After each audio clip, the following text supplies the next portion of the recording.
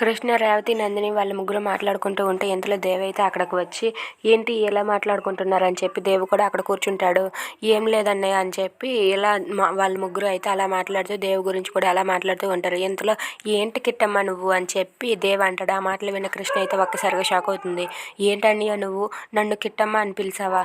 నన్ను అలా మా నాన్న చిన్నాన్న తప్ప మరెవ్వరూ పిలరు, కిట్టమ్మ అని మా చిన్నాన్న వాళ్ళే పిలుస్తారని చెప్పి అంటే నాకెందుకు అలా పిలవాలనిపించిందమ్మా, నేను చూస్తే నా సొంత చెల్లెలా అనిపిస్తున్నావని చెప్పి అంటూ ఉంటాడు. ఆ మాటలకైతే రేవతి ఇలా అంటూ ఉంటుంది, నువ్వు ముకుంద సొంత అన్నయ్యలా లేవు, ఈ కృష్ణకి సొంత అన్నయ్యలాగా ఉన్నావు, నువ్వు అంత బాగా చూసుకుంటున్నావు అని చెప్పి రేవతి దేవుతో అంటూ ఉంటుంది. ఆ మాటలకి దేవ్ వాళ్ళిద్దరూ అయితే చాలా సంతోషిస్తూ ఉంటారు. ఇంతలో నందిని ఇలా అంటూ ఉంటుంది, పరిమళ డాక్టర్ ఈరోజు మన ఇంటికి ఆర్టిస్ట్ని తీసుకొని వస్తారట. ఆర్టిస్ట్ చెప్పిన అదే పరిమళ మేడం చెప్పిన విధంగా ఆర్టిస్ట్కి ఇస్తే ఆ క్రిమినల్ ఎవరో బయటపడతాడు, ఈరోజు ఎలాగైనా సరే ఆ కేసు తేలిపోతుంది, అంత హ్యాపీ అని చెప్పి నందిని అంటుంది. ఆ మాటలకు దేవ్ అయితే ఒక్కసారిగా షాక్ అవుతాడు.